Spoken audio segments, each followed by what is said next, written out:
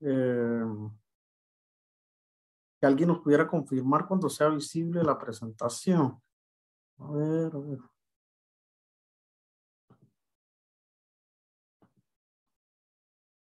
Me parece que no era esta, no está la página web.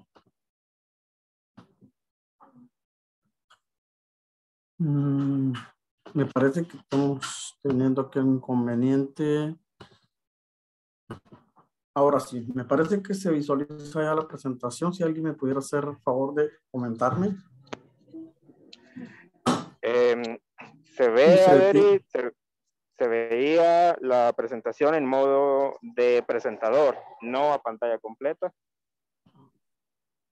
Vamos a ver ahora. ¿Ahora?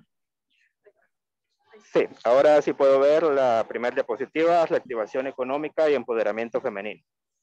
Muchas gracias, licenciado Juan. Gracias. Bien, gracias por el apoyo. Sí. Bueno, gracias. Vamos a dar inicio para aprovechar esta hora y media que tenemos para conversar.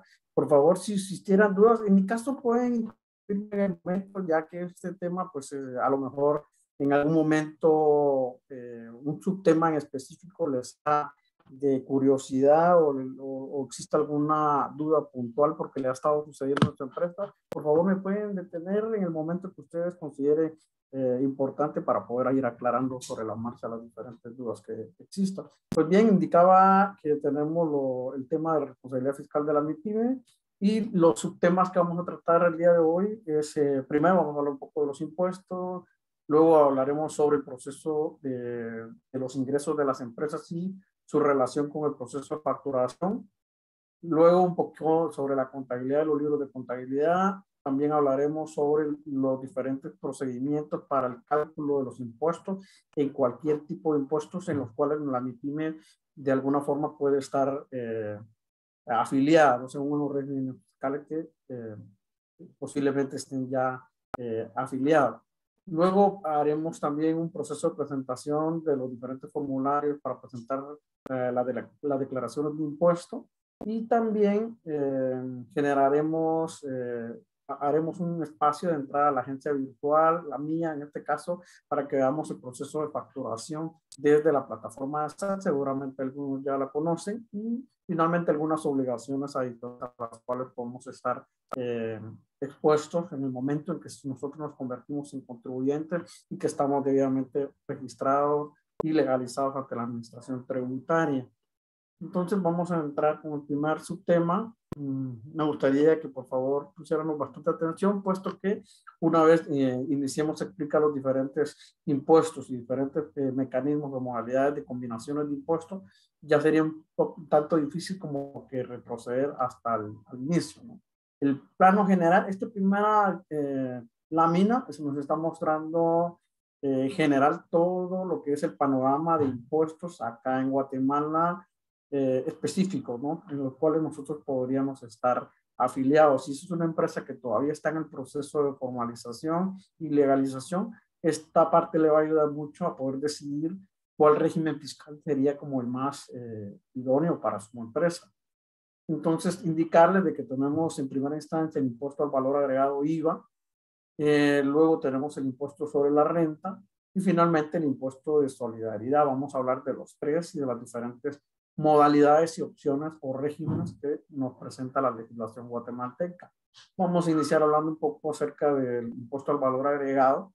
Seguramente algunos conocen ya de que dentro de nuestra legislación contempla dos figuras en el cual las empresas pueden afiliarse. Una de ellas, esta es la más conocida, es a nivel de pequeño contribuyente. Luego vamos a ver las características de ello.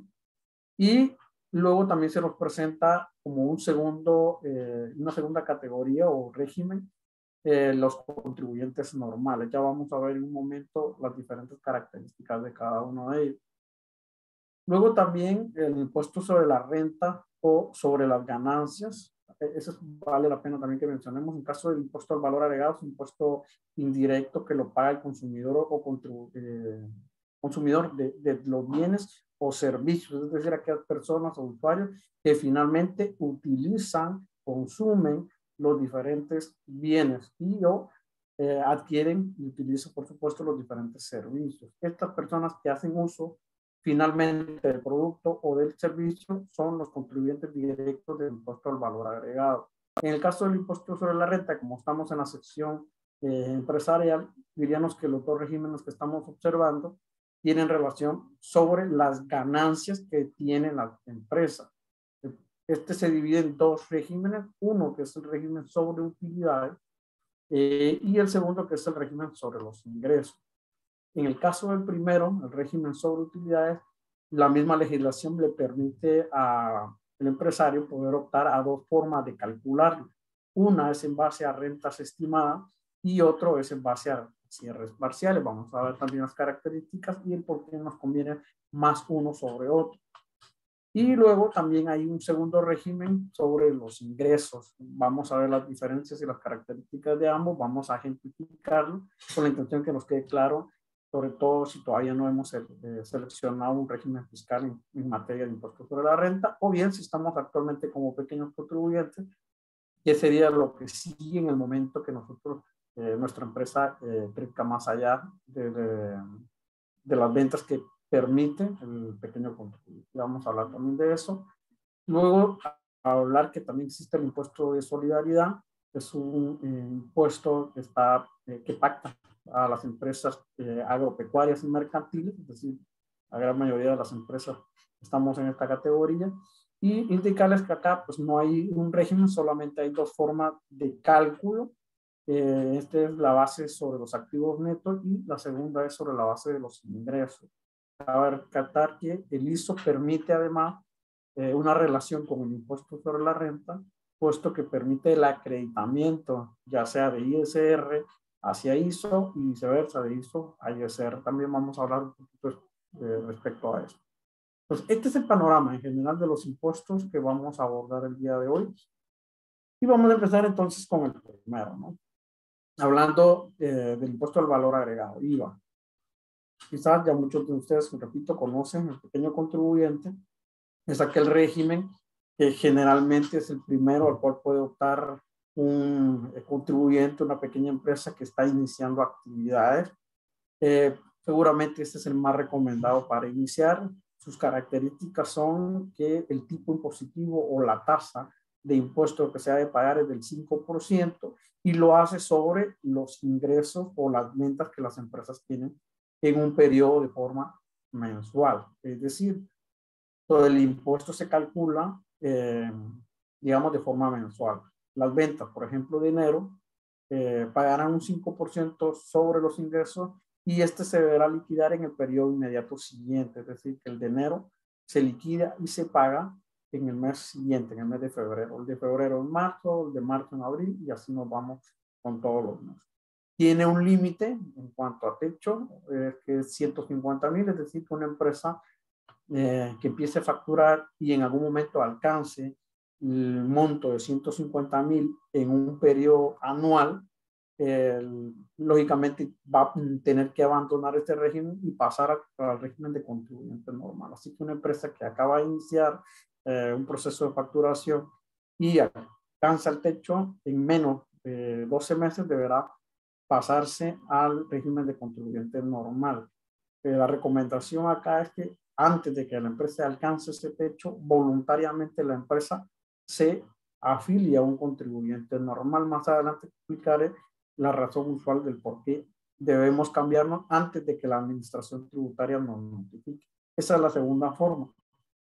Si nosotros no le ponemos cuidado y antes de que de 12 meses, perdón, antes de 12 meses, nosotros facturamos, estamos teniendo ingresos y superamos el monto de 150,000 y no nos percatamos o no le damos aviso a la administración tributaria para que nos cambie a contribuyente normal, automáticamente de oficio la administración tributaria lo va a hacer, nos va a transferir de pequeño contribuyente a contribuyente normal y a partir de ahí nosotros vamos a tener responsabilidad como contribuyente normal.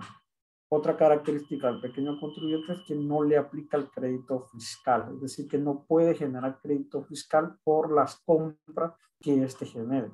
En pocas palabras, aunque debemos pedir facturas por las compras que realizamos, básicamente esas compras no nos van a generar crédito a favor para rebajar el impuesto. Vamos a ver un ejemplo más adelantito como para poder terminar de comprender un poco los detalles de este primer régimen. El segundo es el de contribuyente normal.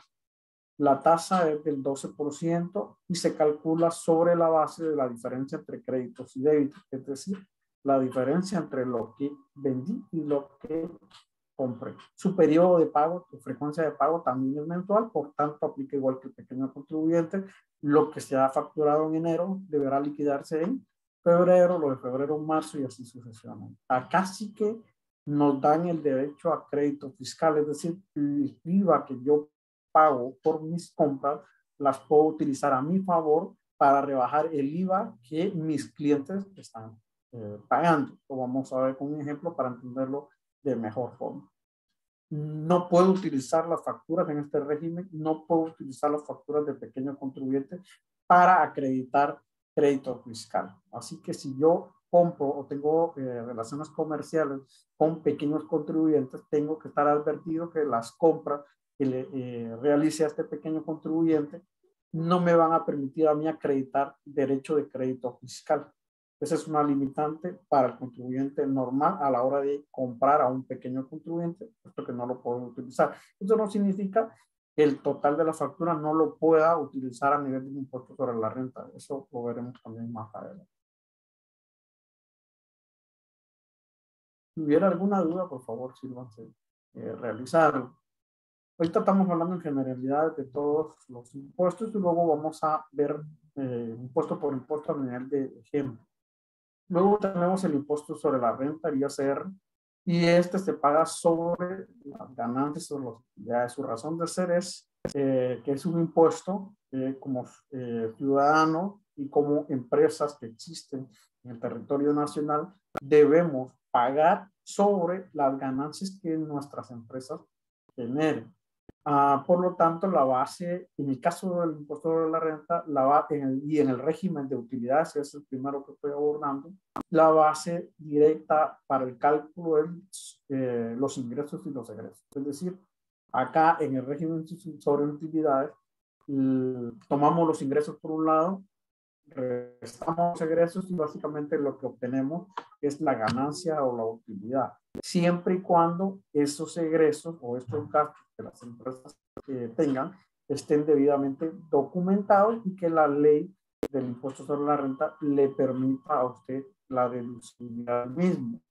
Vamos a hablar un poquito más también a fondo de ello.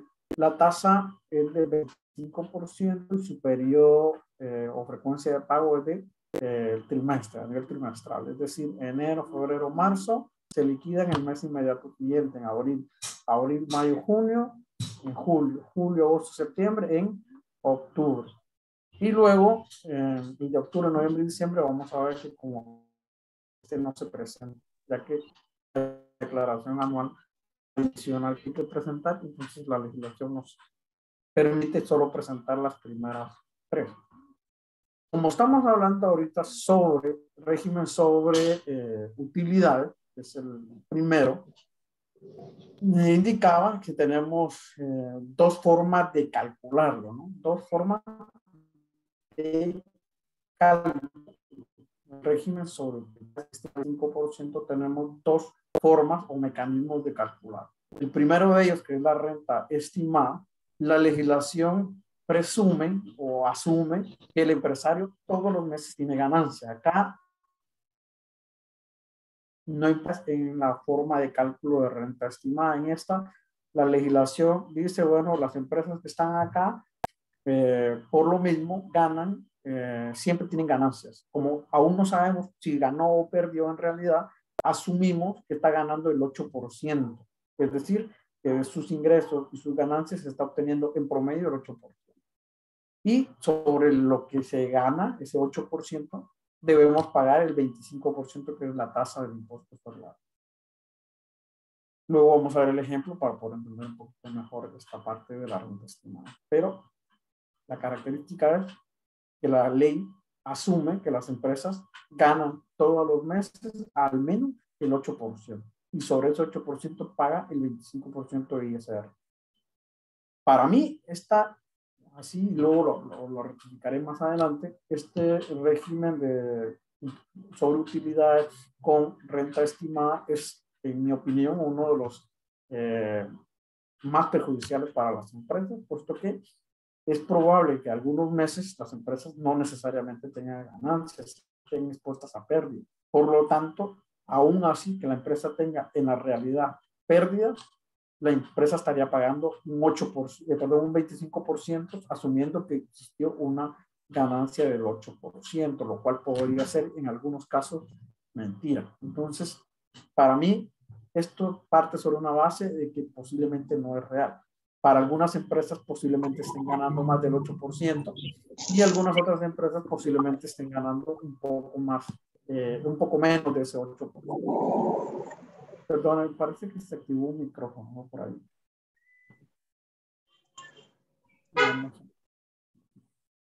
Ya, listo. Y por último, tenemos el impuesto sobre la renta en el régimen siempre sobre utilidades, pero la forma de cálculo es en base a cierres parciales.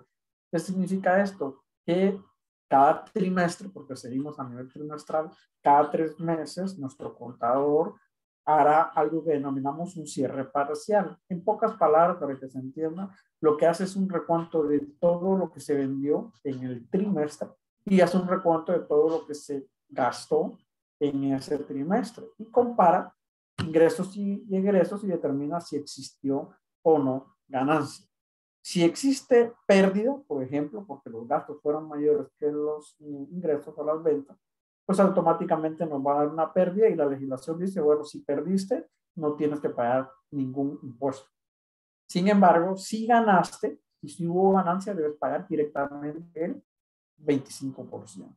Acá sí, para mí en esta opción, esta forma de cálculo es la más cara a la realidad, porque entonces si las empresas ganaron, pues debemos pagar. Si perdimos, no tenemos por qué pagar. Cosa diferente en la renta estimada, la empresa gane o pierde, tendrá que pagar impuestos sobre la renta, independientemente del resultado. Este es el primer bloque, el régimen sobre utilidades. Luego tenemos también que existe es el régimen sobre los ingresos. Y acá se paga directamente sobre los ingresos. Por lo tanto, su contador no va a considerar y no lo va a tomar en cuenta para cálculo del ISR lo que son los ingresos. Entonces, no va a determinar, por tanto, si usted ganó o perdió. Aquí simplemente, si usted vendió, tiene que pagar la tasa. ¿Cuánto es la tasa? Pues por los primeros 30,000 deberá pagar el 5%. Y si vendió en el mes, porque ustedes notarán que el periodo de acá es mensual, si vendió más de 30,000, por ejemplo 40,000, los primeros 30,000 pagarán el 5% y los otros 10,000 pagarán el 8%, que es la segunda parte.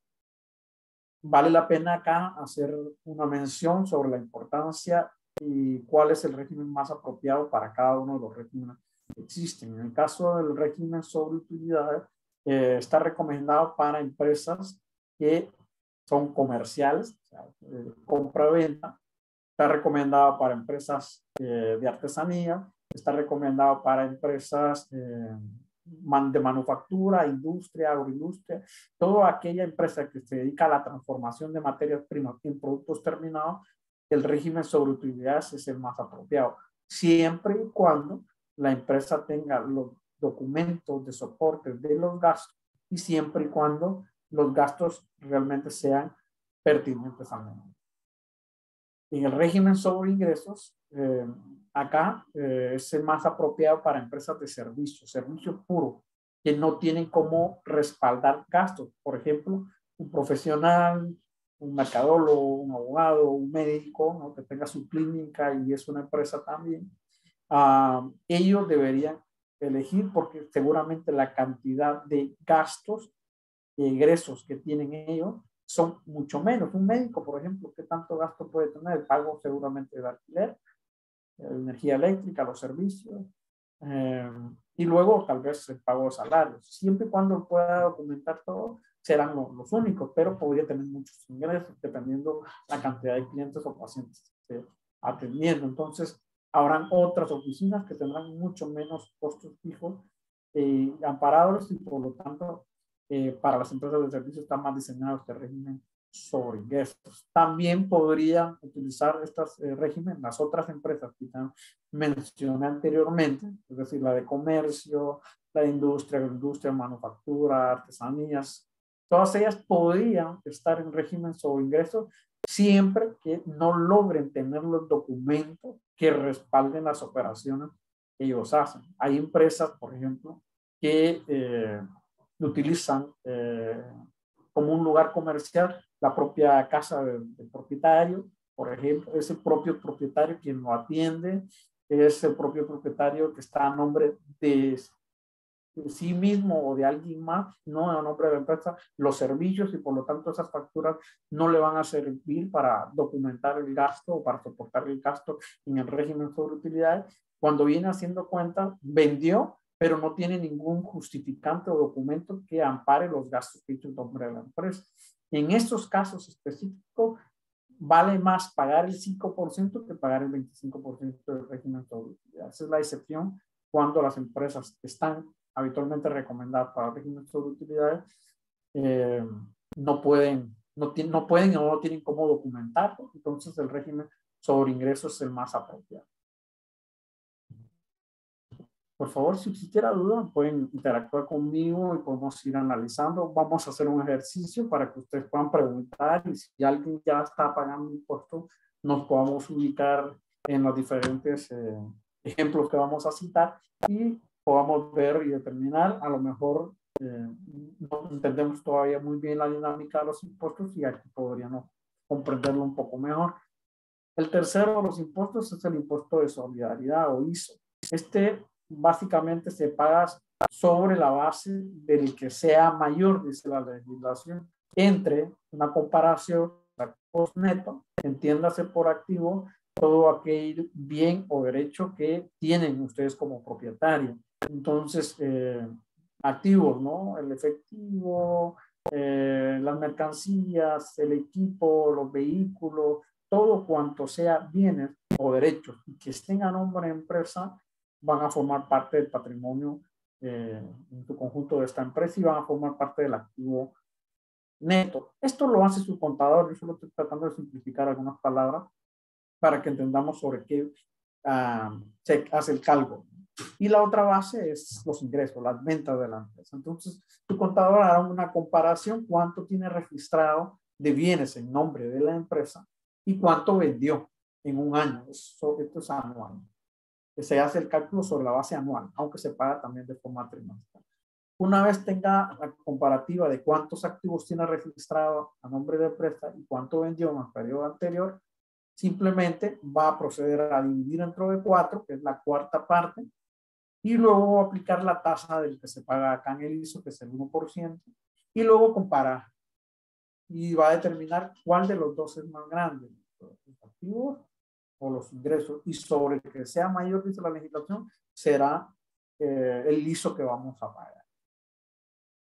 Luego viene el sistema de acreditamiento. El ISR o ISO puede ser acreditado entre sí. Voy con el primero, con el ISO pagado del año anterior acreditado al ISR. La acreditación se da que lo que ustedes paguen en impuesto en unos periodos determinados, por todo voy a especificar, ustedes lo pueden acreditar al otro impuesto para, por decirlo en unas palabras que se entiendan un poco mejor, dejar de pagar el otro, ¿no? Voy colocando un pequeño ejemplo. Existe el acreditamiento del ISO que ya se ha pagado el año anterior, yo lo puedo acreditar al ISR de este año, es decir, lo que pagué de ISO de forma trimestral el año 2020, todo esto se acumula, no lo puedo acreditar en ese año 2020. Entonces, durante el 2021, estamos en 2022, en 2021, digamos, estuvo pagando ISO todos los trimestres, los 4 trimestres. Y cuando llegó el 2022, yo tenía que pagar ISR. Lo que me salga de ISR, yo puedo tomar una parte o todo y dejar de pagar el ISR de los diferentes 3 trimestres, porque lo puedo acreditar a mi favor, hasta que agote el saldo que yo tenga registrado en la contabilidad.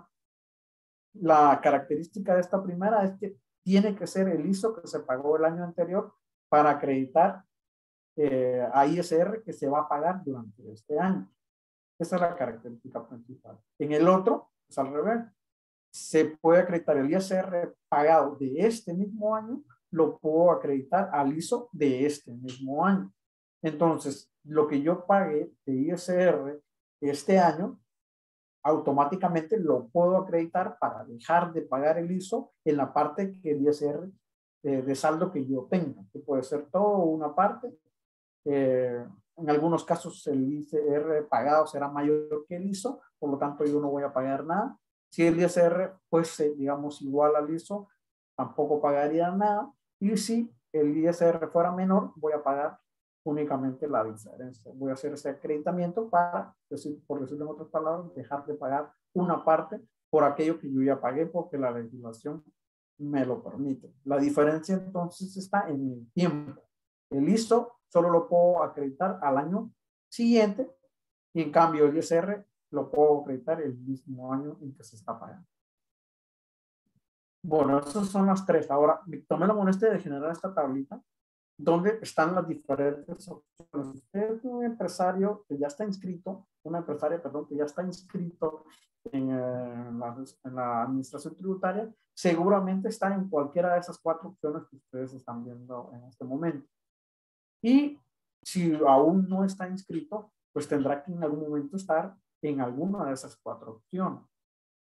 Nuevamente, si está iniciando, como recomendación, si está iniciando, si quiere inscribir, lógicamente el pequeño contribuyente es la opción recomendada. Si considera que su negocio ya va a pasar del techo de 150,000 que mencionaba, tenemos las otras tres opciones. Vamos a elegir la opción 2 y 3 si su empresa es comercial, si es de transformación de materia prima a productos terminados, es decir, manufactura, industria, agroindustria y artesanía. Y si su empresa es de servicios, la opción 4 es la que usted debería elegir. La naturaleza de las empresas es esta, salvo algunas salvedades que ya mencioné, como si usted en la opción 2 o 3 no logra tener toda la documentación, deberíamos entonces considerar evaluar la opción 4. En el cuyo caso las empresas de servicio no deberían evaluar la posibilidad de estar en el 2 y el 3, puesto que al ser empresas de servicio, pagar directamente el 25% no teniendo egresos documentados, lo que provocará es que tenga una mayor carga tributaria. Entonces, está iniciando, pequeño contribuyente, si es de comercio, transformación o artesanías, opción 2 y 3, y si es de servicios, opción número 4. Hablando de servicios, tienen que ser servicios puros. Si es una combinación, por ejemplo, hoteles, sigue siendo la opción 2 y 3. Ahora hablemos entonces y vamos a ir ejemplificando estas cuatro opciones. Lo remarqué en un color cada uno como para que lo diferenciemos a nivel de fila. Toda la opción 1, arriba tengo IVA, ISR, ISO. Y luego dice AP, que significa que si aplica o no la tasa que me tocaría pagar y la base del cálculo.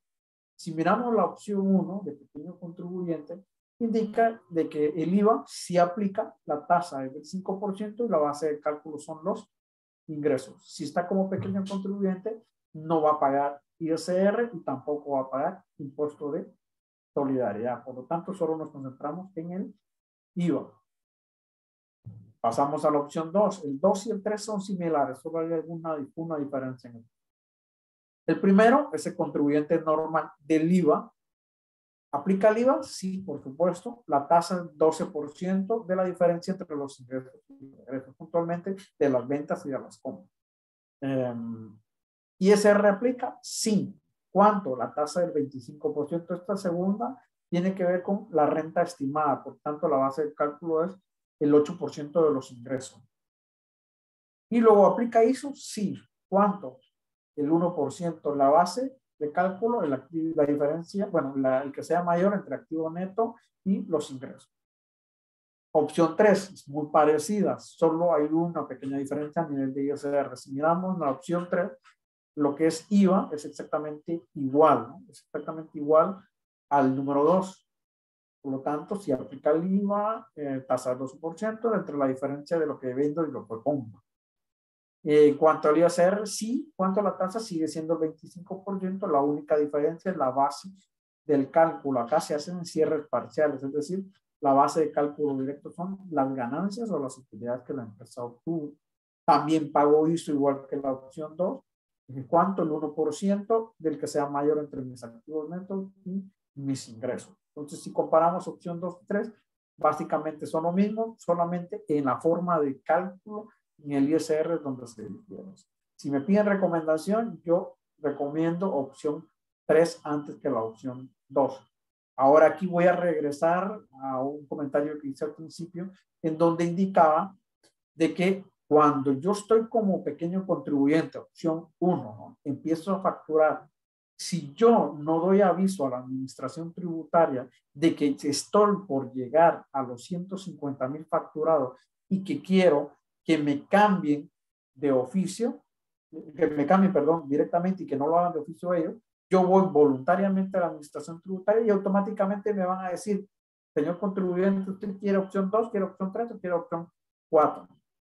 Entonces, si su empresa, ya repito, si es de ingresos, pues debería decir la combinación esta, ¿no? No, la SAT no va a decir opción 4. Este es algo que yo quise hacer para que se entendiera, pero le van a decir, bueno, ¿quiere IVA contribuyente normal? ¿Qué es lo que está pidiendo que haga el cambio? Sí.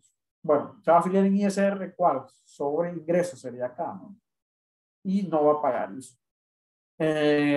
O si empresas de transformación, se va a ir a contribuyente normal. Aquí es la cuestión.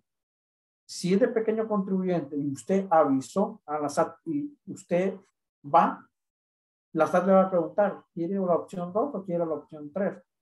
Mi recomendación, elija la 3 sobre cierres parciales, la forma de cálculo. Si no lo hiciera, la administración tributaria va a detectar que usted como pequeño contribuyente ya sobrepasó el techo de 150,000, le va a mandar una nota, una carta, y le va a decir, señor contribuyente, hemos detectado que usted recientemente, en tal fecha, alcanzó los 150,000 de techo que permite el pequeño contribuyente. Por tal razón, a partir de tal mes, usted debe considerarse como contribuyente normal. Y, sorpresa, la SAT ya no le va a preguntar, ¿quiere opción 2, quiere opción 3 o quiere opción 4? De entrada, la SAT lo va a categorizar con la opción 2. A todos, independientemente de quién sea. Opción 2. La SAT no le va a preguntar, simplemente va a elegir opción 2. El problema de la opción 2 es que si su empresa de servicio va a pagar mucho impuesto sobre la renta. Y si su empresa recurrentemente tiene pérdida y le convenía estar en la opción 3, como la SAT lo seleccionó en la opción 2, va a terminar pagando más impuesto de lo que debió haber pagado. Entonces, consejos, si están en pequeño contribuyente, antes de que alcancen el techo de 150,000, debemos informar a través de nuestros contadores, si usted tenemos un contador o si no seleccionamos un contador, para que nos haga el cambio. Viene la siguiente pregunta, entonces, ¿me puedo cambiar yo de pequeño contribuyente a contribuyente normal? En cualquier época del año puedo pasarme yo al régimen de contribuyente normal y las otras opciones 2, 3 y 4.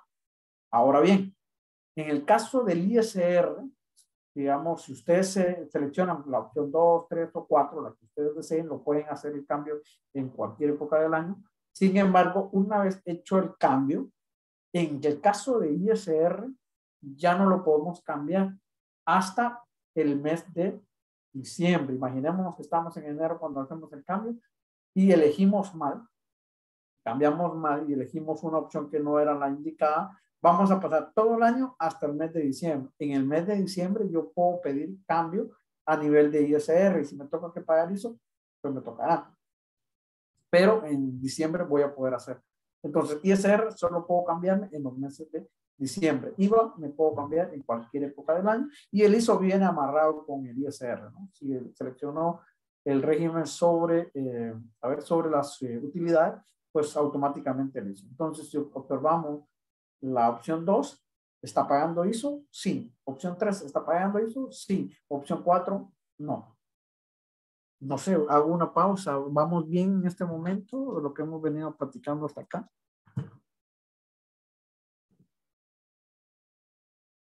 Y no, seguimos avanzando. Me pueden interrumpir nuevamente.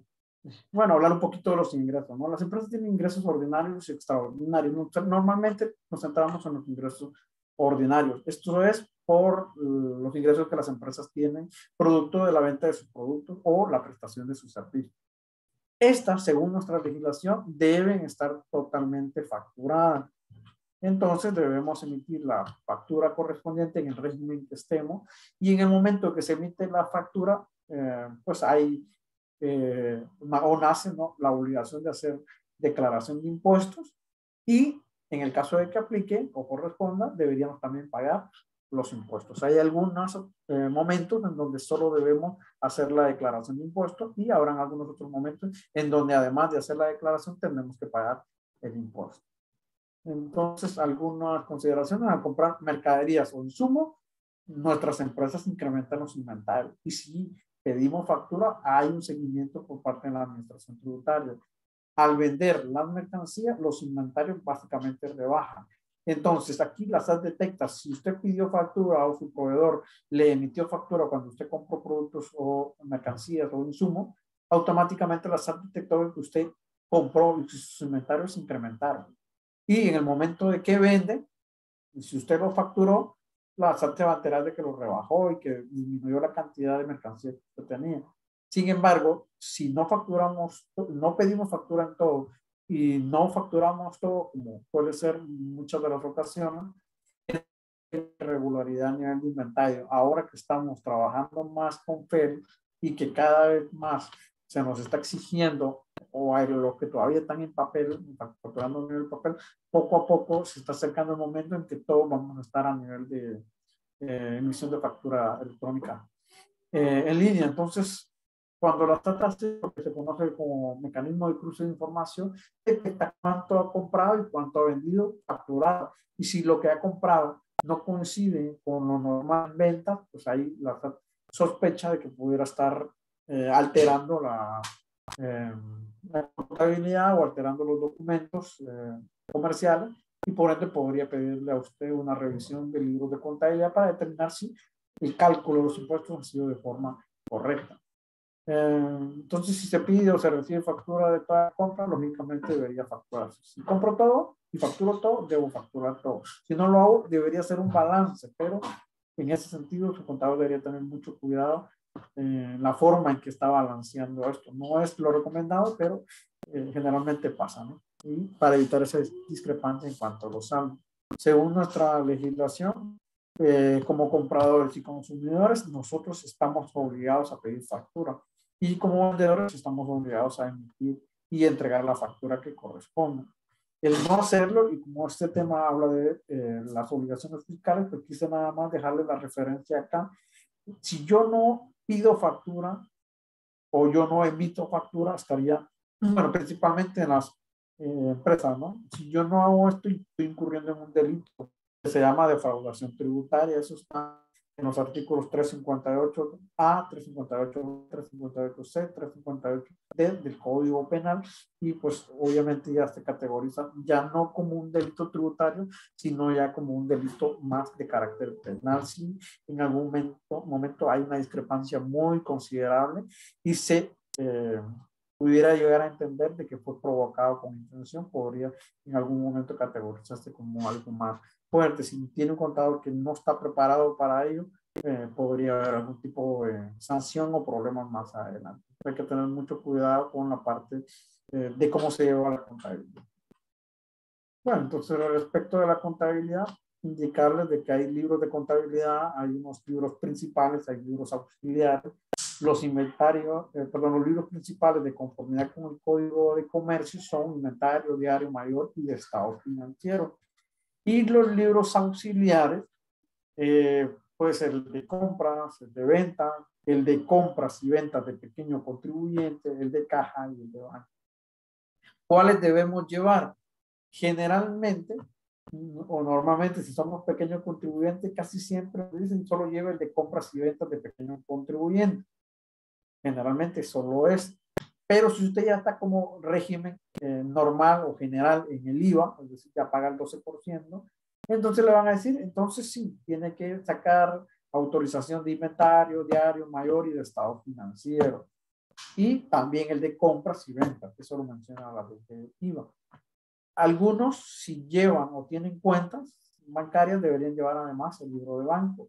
Y podría, si quisiera, llevar otros auxiliares como el de caja por ejemplo. Ahora, ¿en qué momento yo debería llevar los libros? Hay algo que generalmente no se toma en cuenta para el tema de qué libro llevar o no. Generalmente hacemos lo que el contador dice o lo que la legislación, perdón, lo que la SAT dice, no tanto lo que la legislación. Sin embargo, quise rescatar también del Código de Comercio, el artículo 368, hay una parte, y lo pueden leer si ustedes gustan, hay una parte que dice, los comerciantes que tengan un activo total menores a 25,000 pueden omitir la contabilidad, salvo que lo exijan las leyes específicas. ¿Qué significa eso? Antes, en párrafos anteriores, dice que todos los comerciantes están obligados a llevar contabilidad completa, es decir, inventario, diario, mayor y estado financiero. Y luego hace una salvedad y dice, los comerciantes que tengan activos totales menores a 25,000 pueden omitirlo, salvo los que exijan las leyes específicas. Entonces, si usted tiene 25,000 quetzales en activos o menos, es decir, mercancías, efectivo, vehículo, mobiliario, maquinaria, todo lo que tenga a favor, si no supera los 25,000, puede olvidarse y puede estar sin preocupación alguna y que no necesita llevar inventario, diario mayor, estado financiero. Lo único que va a tener que llevar es compras y ventas de pequeño contribuyente, si es pequeño contribuyente, o el de compra y el libro de venta, si es contribuyente normal. Aparte de eso, si tiene una cuenta bancaria, tendrá que llevar el libro de banco también. Ahora bien, resulta de que hoy día 25,000 quetzales, hasta las tiendas más pequeñitas que nosotros identifiquemos, tienen más activos totales mayores a 25,000. ¿Qué significa eso? Que casi todas las empresas que quizás están aquí, estoy casi seguro, o no sé, pueda que me equivoque, tienen más de 25,000 en activos. ¿Esto qué significa? De que de entrada yo estoy obligado a llevar contabilidad completa, independientemente si soy pequeño contribuyente o gran contribuyente. Entonces yo debería llevar, aunque la SAT no me lo autorice, debería llevar inventario, diario mayor y estado financiero. Para ello, la misma legislación indica que los únicos que pueden llevar este registro son los contadores o los contadores públicos y auditores, son los que podrían, digamos, realizar la parte de compra. La misma legislación también, si encajamos un comerciante que tenga menos de activos totales menores a 25,000 y solo necesita llevar el libro de compras y ventas de pequeños contribuyentes, no es necesario el amparo o el auxilio de un contador. Solo en el caso de que sea pequeño contribuyente y mis activos totales sean menores a 25,000, yo no necesito contador. Si soy pequeño contribuyente y mis activos totales exceden a 25,000, debería, aunque la SAT no me lo pida, debería tener un contador que lleve los otros registros. Generalmente esto no se hace así, también lo aclaro, ¿no? Muchas empresas tienen más de 25,000 y no tienen contador porque, solo por el hecho que son como pequeños contribuyentes. Bueno.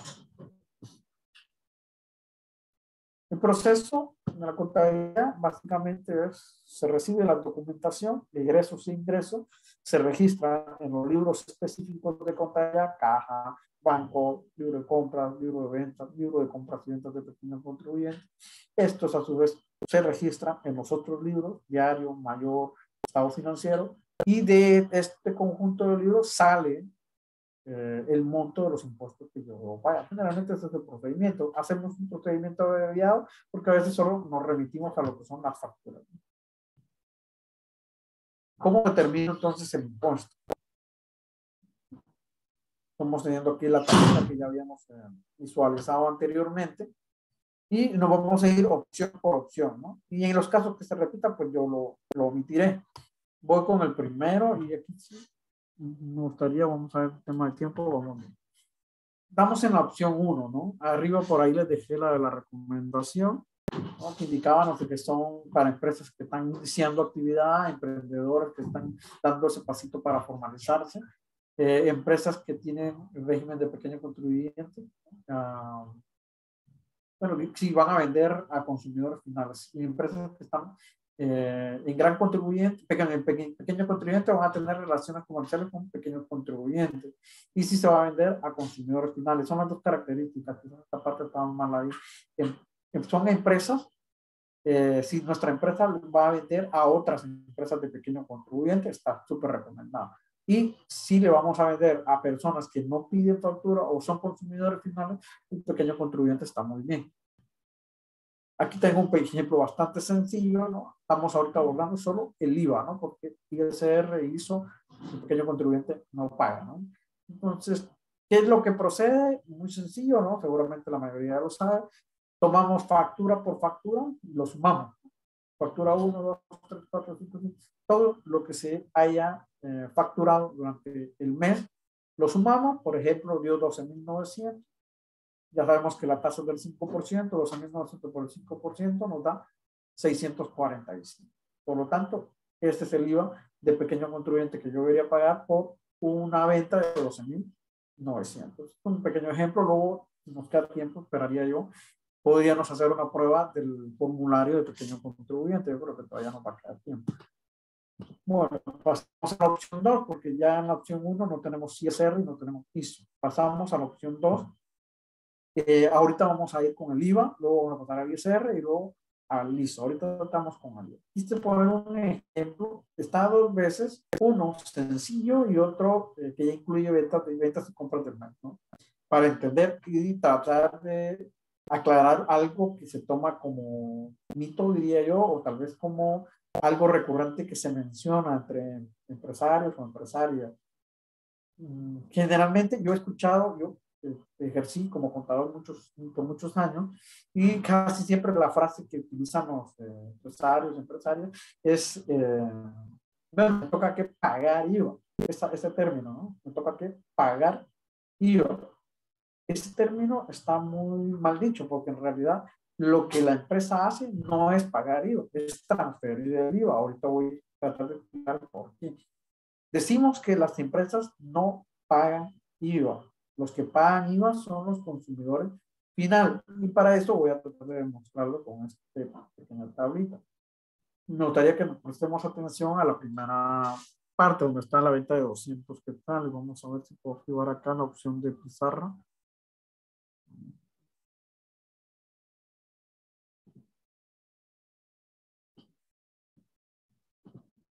No, espero que sí, ¿no? Nos vamos a situar en esta parte de las compras, ¿no? Esta parte de acá, esta parte de las compras. Nos está indicando, imaginémonos que ustedes tienen una pequeña boutique, ¿no? Y que esto que está reflejado aquí en esta primera tabla es lo único que pasó en el mes. Entonces, bueno, ustedes van a hacer su primer movimiento. Hasta ahorita no hay nada, ni hemos comprado nada, ni hemos vendido nada, cero. Entonces vienen ustedes como propietarios de esta pequeña boutique, van con su proveedor que han identificado y compran un pantalón, solo uno, para efecto del ejemplo, ¿no? Compran un pantalón que ustedes van a revender. Entonces vienen ustedes, van con la empresa, ¿no? Que también es gran contribuyente o contribuyente normal, preguntan cuánto cuesta el pantalón, pues 100 quetzales, ¿no? Esta compra 100 quetzales. Entonces, según la legislación, la ley del IVA indica que en toda compra el precio ya incluye el IVA. Entonces, cuando yo le pago a mi proveedor 100 quetzales por la compra de un pantalón, yo puedo entender que esos 100 quetzales no todo es el valor del pantalón. Una parte es el valor del pantalón y otra parte es el IVA. Como ya sabemos que la tasa es del 12%, voy a determinar cuánto es realmente el valor del pantalón y cuánto realmente es el IVA. Entonces tomo, si tienen calculadora lo pueden hacer ahí conmigo, 100 quetzales, que es lo que pagué, y yo lo voy a dividir en 1.12 y le va a dar 89.29. ¿Eso qué significa? Lo que hice yo fue tomar los 100 quetzales y desprender el valor propio del pantalón y el excedente o la diferencia es el valor del 100 dividido 1.12, 89.29. Significa que a mí me costó en realidad ese pantalón, ¿cuánto? 89.29. Ese fue digamos, el valor del costo del pantalón que yo compré. Si este 89.29 lo multiplico por 0.12 o por el 12%, me va a dar el IVA. En este caso son 10,71. A esto le llamamos IVA crédito fiscal, IVA crédito fiscal. Si ustedes suman 10,89, perdón, 89,29 con 10,71 les va a dar 100. ¿Qué significa? Que la operación de pagar 100 quetzales por un pantalón, yo como empresario, ustedes como empresarios, en realidad a su proveedor ustedes le pagaron 89,29, que es lo que costó en realidad el pantalón, y aparte de eso le pagaron al proveedor 10 quetzales con 71 centavos. Y eso fue la operación. En este momento sí que pagaron IVA a ustedes, están pagando a su proveedor, ¿no? ¿Cuánto le pagaron? 10,71. Bueno, nos vamos a nuestra tienda y ponemos a la venta el pantalón. Llega un cliente, se interesa en ello, le queda el pantalón y lo vendemos. Como es lógico, no lo vamos a vender en el mismo precio. Hicimos el proceso de fijación de precios y bueno, vamos a poner de ejemplo de que finalmente nosotros lo vendimos en 200, ¿no? 200 quetzales. Hacemos el mismo procedimiento, lo divido entre 1.12 para saber cuánto realmente le costó a mi cliente ese pantalón y luego lo multiplico por el 12% para saber cuánto era el IVA que mi cliente me pagó a mí. Entonces, 200 dividido 1.12, el valor del pantalón de mi cliente fue de 178,57 por 0.12 o por 12%, 21.40. ¿Qué significa esto? Que mi cliente me pagó a mí, ¿cuánto de IVA? 21,43. IVA débito fiscal. Se llama IVA débito fiscal a nivel de venta. Y ahora asumimos que no hubo ninguna otra operación en todo el mes, solo esto hubo. ¿Nos toca que pagar impuesto o no? Esa es la pregunta. Entonces, comparamos. A mi proveedor yo le pagué ¿cuánto? 10,71. Pero a mi cliente ¿cuánto le cobré? 21,43. Pregunta para ustedes, y sí me gustaría que alguna me pudiera responder. Mi cliente me pagó a mí 21,43 y yo le cobré, y yo le pagué 10,71 a mi proveedor. La pregunta es, ¿quién pagó IVA? Porque técnicamente yo recuperé esos 10,71 cuando le cobré 21,43, ¿no? Recupero esos 10,71, pero todavía me quedaron 10,71. La pregunta es, en realidad, ¿quién pagó ese IVA? ¿El cliente o yo como empresario? Esa es la pregunta. Realmente me gustaría una opinión por lo menos para que podamos ver ahí quién fue el que pagó el IVA en este ejemplo. ¿El cliente o la empresaria? ¿Alguna voluntaria por ahí? Fue el cliente, Lick. Correcto, gracias. El cliente, ¿no? Entonces, cuando el empresario o la empresaria me dice a mí como contador, mire, es que pagué 10,71 de impuesto, porque esto es lo que salió, ¿no? Si ustedes restan el débito menos el crédito, la diferencia es 10,71 y esto es lo que yo como empresa voy a ir al banco y voy a pagar a través de 10,71. Y entonces, a mí como contador, cuando ejercí como contador, los empresarias me decían, es que tengo que pagar 10,71. No, en realidad quien lo está pagando es su cliente. Usted recuperó sus 10,71 en el momento que lo vendió. Entonces, su cliente pagó 10,71 adicional. Y eso usted lo trasladó a la SAT en nombre de su cliente, porque su cliente no tiene empresa. Usted sí está afiliado. Entonces, usted lo que está haciendo es el favor de trasladarle esos 10,71 a la administración tributaria. Si lo miramos en el otro, ¿no? Ya tenemos un ejemplo más grande. Tenemos que una pequeña empresa tuvo compras de mercancía en el mes por 8,725, aplicado lo que acabamos de explicar, significa que el valor real de sus mercancías fue de 7,790,40 y el IVA real que pagaron las empresas fueron 934,35. Pero obviamente no lo vendieron al mismo precio, lo vendieron a un precio mayor. ¿Cuánto vendieron? 12,900. Lo cual significa que la mercancía que vendieron la vendieron a un monto de 11,517,86 y le cobraron a sus clientes, a todos los clientes que acudieron a la tienda, 1,382,14.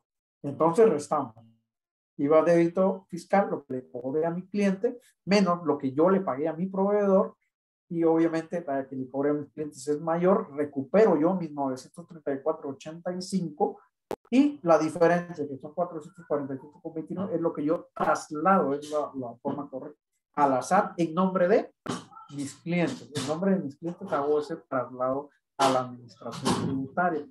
Y aquí viene la última regla en este sentido. Cuando el IVA débito fiscal, es decir, el IVA de las ventas, ¿no?, es mayor que el IVA crédito fiscal, el IVA de las compras, yo tengo que pagar. Pero hay un caso excepcional, ¿no?, que ocurre también, sobre todo cuando estamos empezando la empresa o el emprendimiento está iniciando y se formaliza. El IVA crédito fiscal, cuando el IVA crédito fiscal es mayor que el débito fiscal, que se puede dar este fenómeno, el resultado de restar se conoce como remanente fiscal. Es decir, que allí sí pagué yo más que debía. Imaginemos que ahorita abrimos una tienda y invertí 25,000 quetzales. Facturado, recibí 25,000 quetzales. Por lo tanto, tenía IVA que yo pagué por 25,000. Pero ese mes quizás solo vendí, qué sé yo, 500 quetzales, porque nadie me conocía todavía, ¿no? Vendí 500 quetzales. Entonces el IVA de lo que le cobré a mis clientes era realmente un poquito. ¿Cuánto me queda a favor? Porque entonces eso sí lo pagué yo. El IVA de esos 25,000 menos el IVA de esos 500, realmente fue poquito lo que recuperé. Entonces la diferencia se conoce como remanente fiscal y su contador lo va a dejar consignado en el formulario del IVA.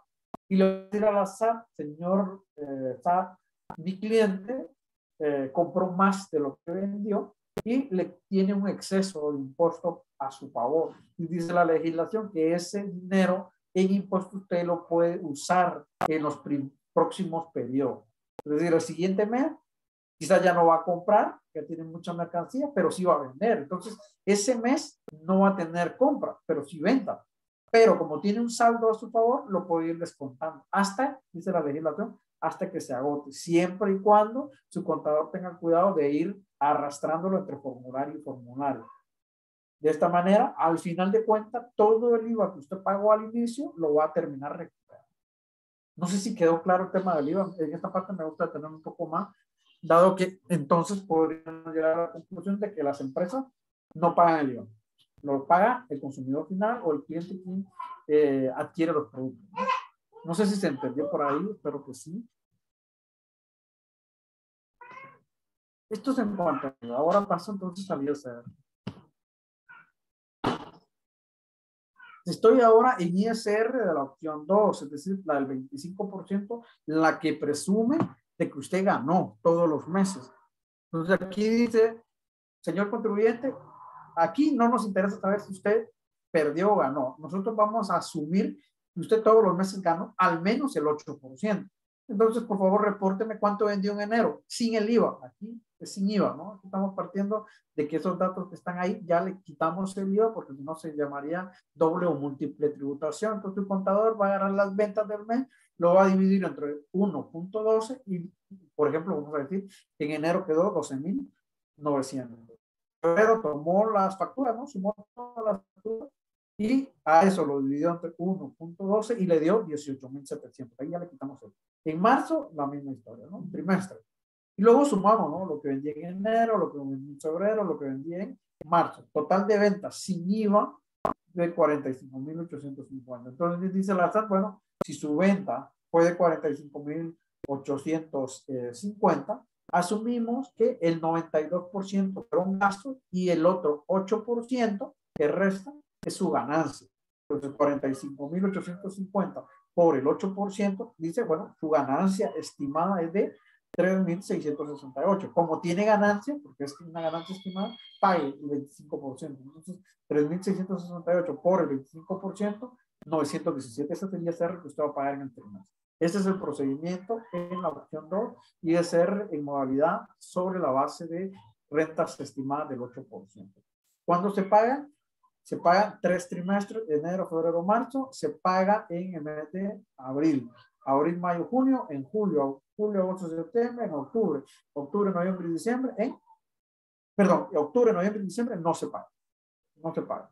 Pero en los meses de enero, febrero o marzo del siguiente año, después de que ya terminó el año fiscal, la SAT le pide una declaración anual que incluye los ingresos y los gastos, ahí sí, ingresos y gastos de todo el año tu contador lo hará, dirá, ingresó esto, gastó esto en el año, su ganancia real fue esta.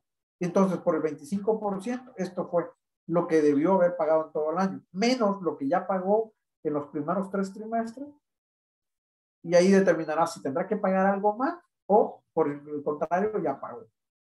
Da la casualidad que en este régimen las empresas que están generalmente tienden a pagar un poco más. Esto es porque es probable que en este mes de enero, por ejemplo, que tuvimos ingresos de 12.900, es probable que ese mes tuvimos gastos por 20.000. Entonces, en la realidad tuvimos una pérdida. Y en febrero de repente ya hubo una ganancia, pero fue mínima. Y en marzo de repente también hubo una ganancia, pero fue mínima. Al terminar el trimestre, en realidad nosotros perdimos. Pero al azar le reportamos una ganancia porque así funciona el régimen y terminamos pagando un impuesto por una pérdida que en realidad ocurrió. Pero cuando termina el año y hacemos el balance global y digamos, comparamos todos los ingresos contra todos los gastos, la diferencia que allí se ve resulta de que, por ejemplo, nos dé siempre una pérdida o la ganancia fuera muy bajita y nos diga, mire, usted tuvo que pagar nada más, tuvo que haber pagado unos 1.000 quetzales en el año. Pero en realidad yo pagué 917 en el primer trimestre, 917, por ejemplo, en el segundo trimestre, y 900 y algo, ¿no? En el tercer trimestre. Cuando usted dice, bueno, en realidad tenía que haber pagado 1.000 y pagué mucho. Entonces dice la administración tributaria, usted puede solicitar el exceso. No se lo recomiendo, puesto que es un derecho, por supuesto. Usted puede solicitar la devolución de lo que pagó en exceso. El problema es que en este régimen, si usted solicita la devolución del exceso, le van a practicar una auditoría.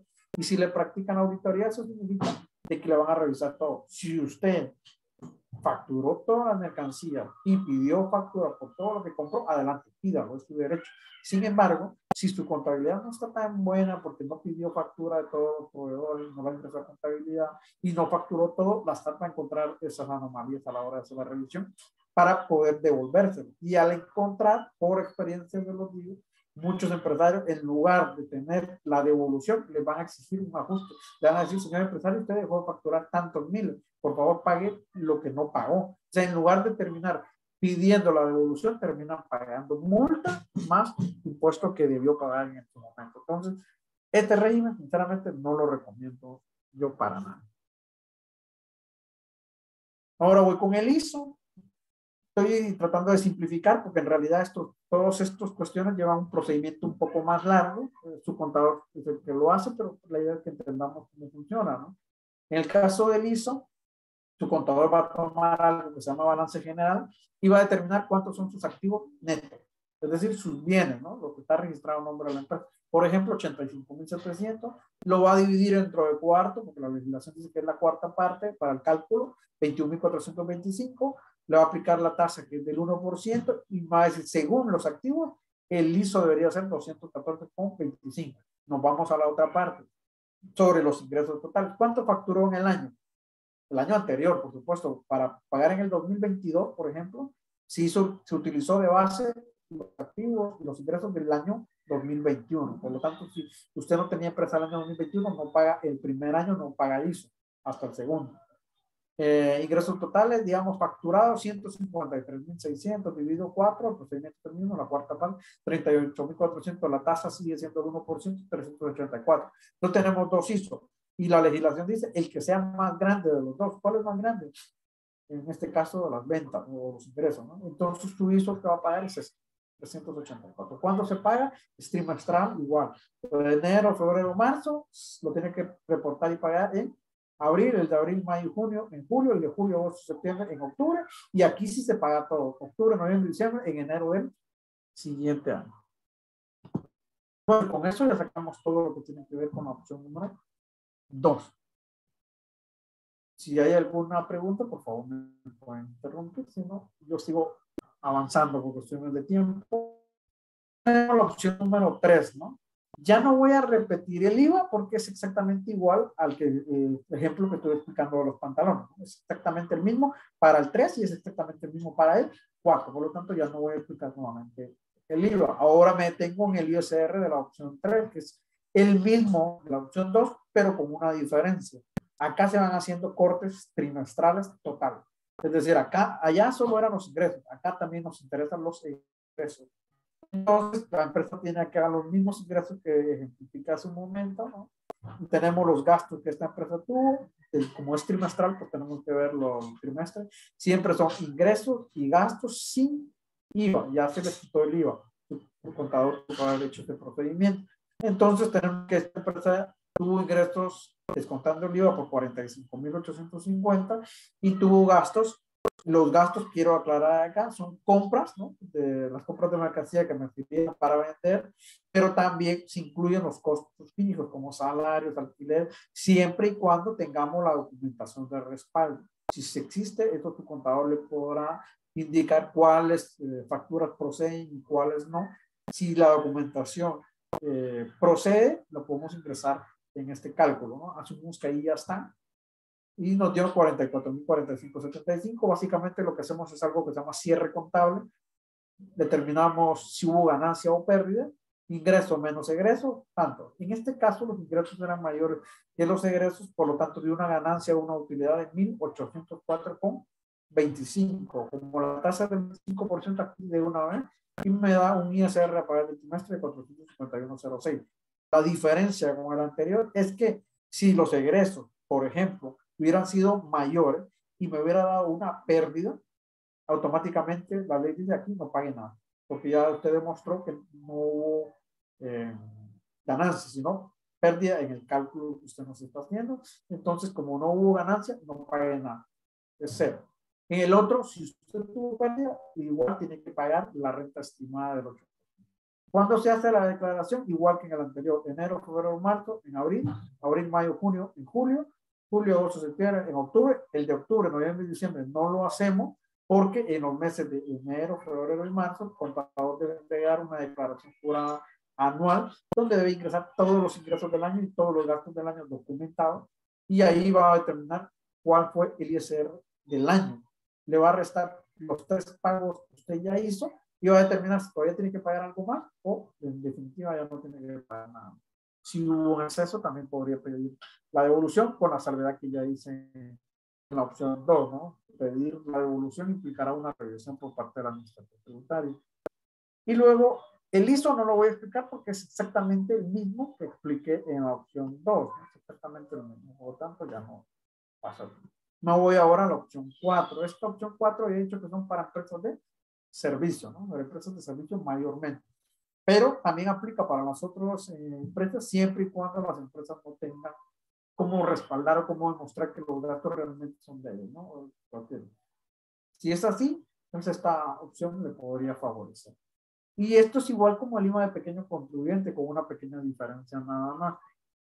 2 ejemplos quise colocar para tratar de demostrar esta diferencia.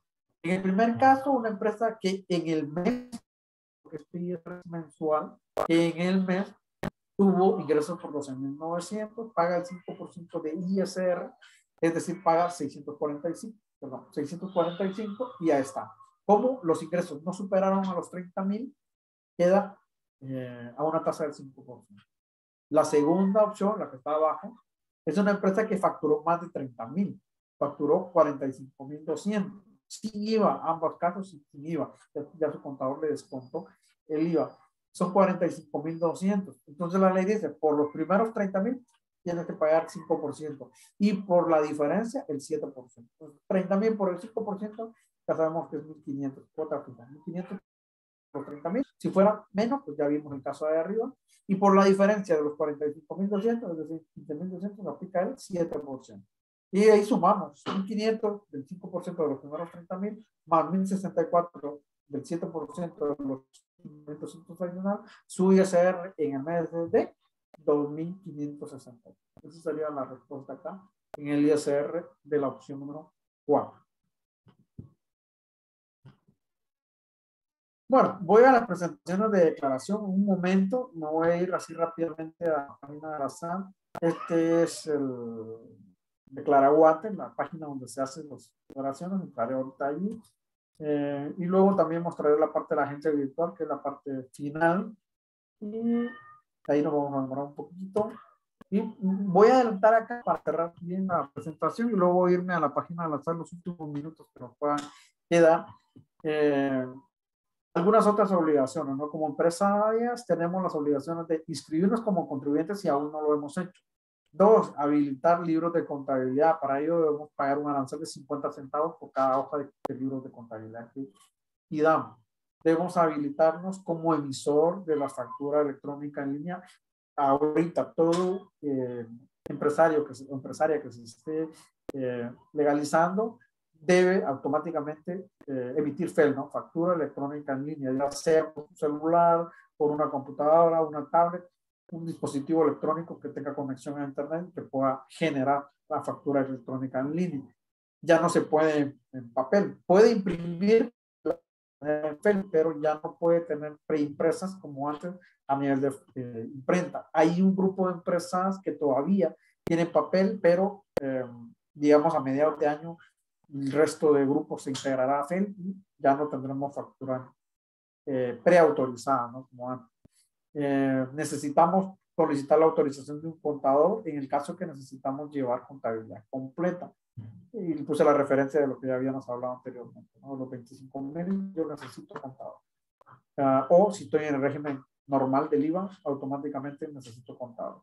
Es decir, de las opciones 2 en adelante o la opción 1 cuando tengo 25,000 quetzales de activos o más.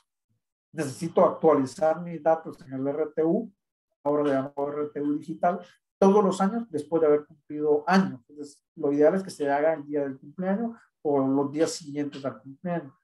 Necesito actualizar datos o ratificar datos en el caso de que no tenga ningún dato adicional, se lo debo decir a la SAT que no tuve ningún cambio. Para eso lo hago a través de la agencia virtual. Debo emitir factura por cada venta, debo solicitar factura por cada compra, debo presentar las declaraciones de impuestos, incluso si no tuviera que pagar, puesto que no hacerlo implica una multa, la multa se va haciendo más grande. Entonces debería yo presentar todas mis declaraciones, inclusive si no facturé o no vendí en un mes determinado. Debo mantener la contabilidad al día, cualquier libro, los específicos, ya que la SAT frecuentemente hace requerimientos de contabilidad o de factura, entonces debemos mantener la contabilidad al día y debemos conservar toda la documentación, es decir, libros, facturas y todos los documentos que son de la empresa en el plazo de ley, es decir, 4 años. Bueno, me voy a pasar ahorita a la página. Ya es poco lo que nos resta. Yo sé que este tema es un poco a veces complicado de manejarlo, pero la idea es que pregunten si es necesario, ¿no? Vamos a ver.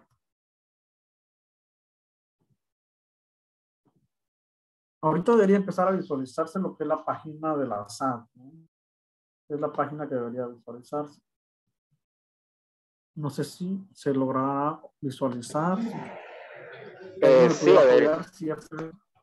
Gracias. Sí se ve la página. Gracias. Bueno, estoy en la página de SAT, www.sat.gov.gt o www.portalsat.gov.gt. Acá tengo, digamos, la opción de entrar a la agencia virtual. Yo lo voy a hacer con la mía. Entonces, por acá tenemos la agencia virtual, ¿no? En la parte derecha de la pantalla nos va a pedir el número de NIC y la contraseña. Vamos a ver. Y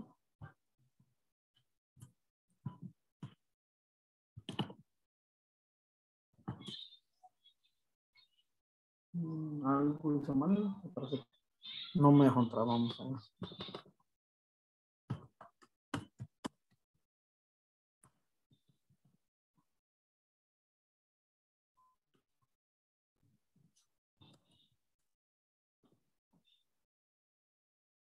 Ya está. Bueno, aquí he entrado ya a mi agencia virtual. No sé si todas las que acá presentes están ya incorporadas a la agencia virtual, pero esta es básicamente una herramienta para mí poderosa que utiliza la administración tributaria y para mí bastante útil, puesto que a partir de un tiempo para acá, todos los servicios o la mayoría de los servicios están concentrados acá. Entonces, bueno, tenemos la parte de la administración de la cuenta. Si lo doy aquí, lo que me permite principalmente es hacer cambio de mi contraseña y algunas otras cuestiones que no vamos a entrar a detalle.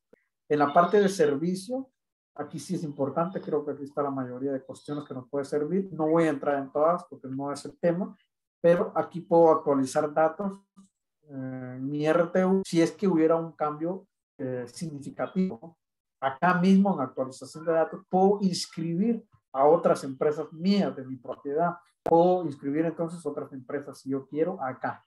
Luego la rectificación de datos es cuando yo digo a la SAT, necesito actualizar mis datos, pero no hay nada que actualizar, en realidad todo sigue igual.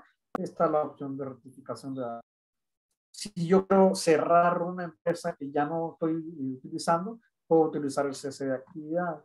Y luego otra menor, ¿no? Puedo generar mi constancia, las resoluciones que usted pida por facturación electrónica o por cualquier notificación de SAT, le llega aquí el buzón SAT.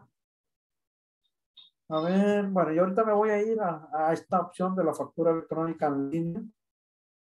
Le di aquí, tiene servicios, factura electrónica en línea. La opción 1 es para habilitarme como emisor de factura electrónica en línea. Para aquellas empresas que aún están emitiendo facturas preimpresas en papel, que van a la imprenta a solicitar esa factura, en algún momento nos va a tocar que pasar, como les ha pasado ya a todos los diferentes bloques que ya han estado. Ya casi todos están y ya son los últimos bloques que van a estar afiliándose hasta final de, más o menos a final de semestre, junio, julio, si mal no recuerdo, van a tener que estar afiliando la mayoría. Entonces acá yo lo doy clic, a mí no me va a aparecer porque ya lo hice y ya estoy afiliado, entonces, pero yo lo doy clic en habilitarme como emisor, me va a tirar como un checklist para determinar si yo estoy en condiciones de ser emisor. Entre las que recuerdo ahorita sí, entonces que usted esté al día con sus obligaciones, que no le deba nada a la SAT, que sus datos estén al día, ¿no? Y creo que esos son los dos más relevantes. Si usted cumple con todas las especificaciones, le va a aparecer como un semáforo, ¿no? En verde lo que sí aplica y en rojo lo que en algún caso no aplicara y usted tuviera que actualizar o ponerse al corriente. Si, digamos, todas las, son 5 características, no recuerdo ahorita todas, usted está activo en todas, le va a pedir, le va a decir que sí se puede habilitar como emisor de factura electrónica en línea y automáticamente le va a pedir que usted agregue o genere una contraseña para facturar. Aparte de la contraseña para ingresar acá, le va a pedir una contraseña para emitir la factura. Y una vez está esto, se va a generar como un contrato, ¿no? Electrónico, vamos a llamar así, un contrato electrónico que usted le tiene que dar a aceptar. Con eso se genera una resolución que le va a llegar al buzón y automáticamente ya puede empezar a emitir facturas en línea. Para esto tiene esta opción que dice emitir documento tributario electrónico. Le voy a dar para aquellas personas que no estén acostumbradas. Acá está la factura electrónica. Acá yo puedo facturar. Para ello tenemos las diferentes opciones que están acá. Tenemos en principio, pues, por defecto va a estar la factura de la fecha de la factura. Podemos cambiarle. Luego podemos seleccionar las empresas. Yo tengo registrado 3. Puedo seleccionar en qué empresa, el tipo de documento electrónico. Este es documento tributario electrónico. Por defecto yo soy pequeño contribuyente, me está tirando por defecto la factura de pequeño contribuyente, aunque hay otras opciones, ¿no? Pero factura de pequeño contribuyente. Me preguntas qué tipo de moneda voy a facturar. Por defecto quetzales, algo que fuera un proceso de importación. Me pregunta el número de NIT del sector, coloco el número de NIT o en su defecto las palabras CE, consumidor final. Y si no, yo puedo darle clic acá y poner el número de CUI. En el caso de que la persona no tenga NIT, podemos poner CUI. Sobre todo ahorita, últimamente la SAT está solicitando de que se evite el uso de la frase CF de consumidor final, puesto que las quiere rastrear todas las facturas o movimientos que hay. Entonces están pidiendo a ellos de que ya no se utilice CF, sino que se utilice el número de CUI. Al menos así podrían ellos saber, aunque no fuera contribuyente quien recibe la factura, podrían tener certeza de que es una persona consumidor final que va a recibir la factura. Cuando yo ingreso acá, el CUI o el NIT me va a detectar acá automáticamente el nombre de la persona a quien le voy a emitir la factura. Acá debo seleccionar si es un bien o es un servicio que voy a facturar. Generalmente va a ser un bien. En mi caso, como el servicio me tira por defecto servicio. Pero aquí elegimos, ¿no? La cantidad, si fueran productos, 5 la descripción de qué producto es, el precio unitario al público, si le estoy considerando descuento, si no, no toco, me multiplica, ¿no?, por el número de bienes y automáticamente me va a generar cuánto es el total de la factura en esta fila. Pues el pequeño contribuyente no me va a generar nada acá en impuestos, pero al gran contribuyente sí le va a tirar el 12% del IVA. Si necesito más fila porque tengo más productos, le voy agregando ítem acá tantas veces como necesite yo agregar. Cuando yo termino de llenar todo, automáticamente le puedo dar vista previa, que ahorita no me va a funcionar, y me va a aparecer una visualización de la factura, de cómo estaría llena, y si considero que la factura ya está lista, le voy a dar emitir y certificar. Me va a pedir la contraseña que me pidió cuando me habilité, ingreso la contraseña y al hacerlo me va a tirar la factura en pantalla, al cual yo puedo descargar en una versión de PDF, un archivo de PDF. Este archivo yo lo puedo imprimir y entregárselo a mi cliente, o bien, como lo están haciendo ya bastantes, lo mando por WhatsApp o lo mando por correo electrónico. Esas son las posibilidades que existe para poder facturar. También, a ver si puedo regresar a la pestaña anterior. Sí, aquí está. Sigo servicios y sigo una parte de, a ver,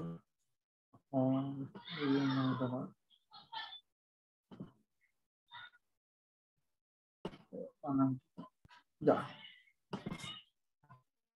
Me voy a factura electrónica línea otra vez. Y luego quizás la otra más relevante es el proceso de anulación, ¿no?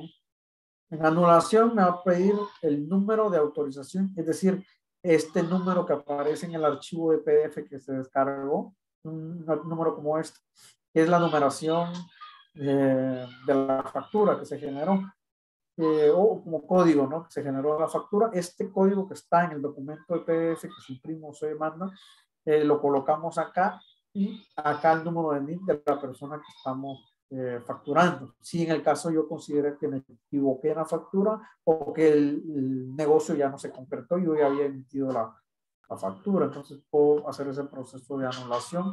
Ahorita la SAT hace esta parte, puesto que se dieron cuenta de que las empresas, algunas empresas facturaban, ¿no?, sobre todo al Estado, a cualquier dependencia del Estado, le facturaban, y cuando ya la entidad del Estado tenía la factura, venía el contribuyente y anulaba la factura.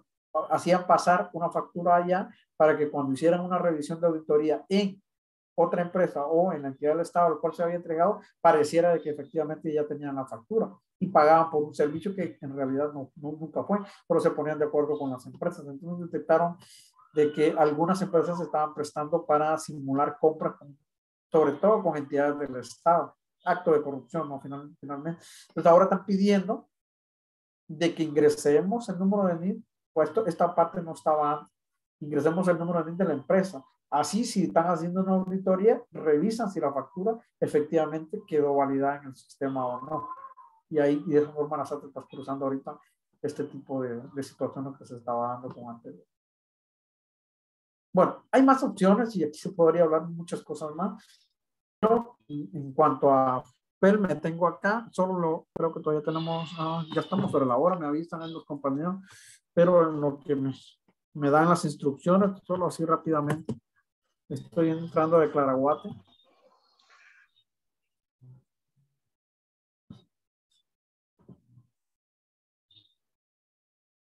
Solamente les comento así brevemente. Acá estoy en Declaraguate, que es el portal donde se hace la declaración. Hay un montón. Solo explico, ¿no? El IVA general es donde se paga el IVA de contribuyente normal, es decir, del 12% que estuvimos platicando. Luego aquí abajo hay uno que dice IVA de pequeño contribuyente, que es el IVA que se paga del 5%, que es de la opción 1. Y a nivel de ISR, acá abajo, tenemos el ISR opción mensual, que era el sobre ingresos, el de la opción 4, ¿no? Se recordarán. Y tenemos el ISR trimestral, que era el ISR de las opciones 2 y 3, es decir, el ISR sobre las utilidades. Y cuando, en el caso de este ISR trimestral y también del mensual, se tienen que presentar declaraciones anuales. Acá está abajo ISR anual. Obviamente estas declaraciones las llena su contador Y finalmente aquí está el formulario también del ISO, ¿no? Que también hace contador porque tienes tu grado de complejidad.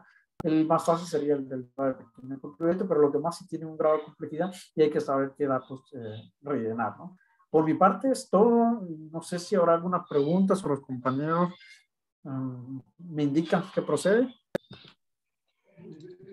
Sí, buenas noches, Aderi, gracias.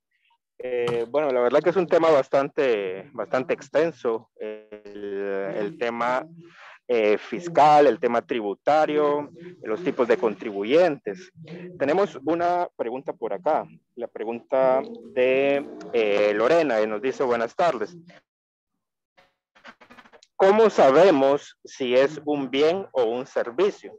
Porque en mi negocio solo he facturado por servicio, pero no sé si estoy en lo correcto. Mi negocio es una miscelánea y artesanías en MDF.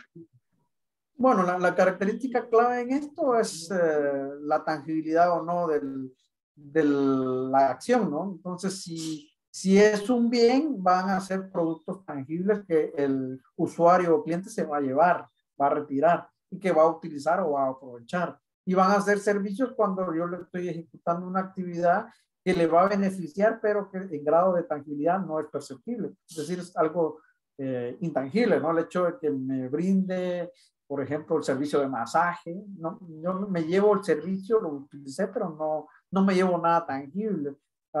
Algunos servicios también pueden ser mixtos, por ejemplo, el servicio de hospedaje en un hotel, ¿no?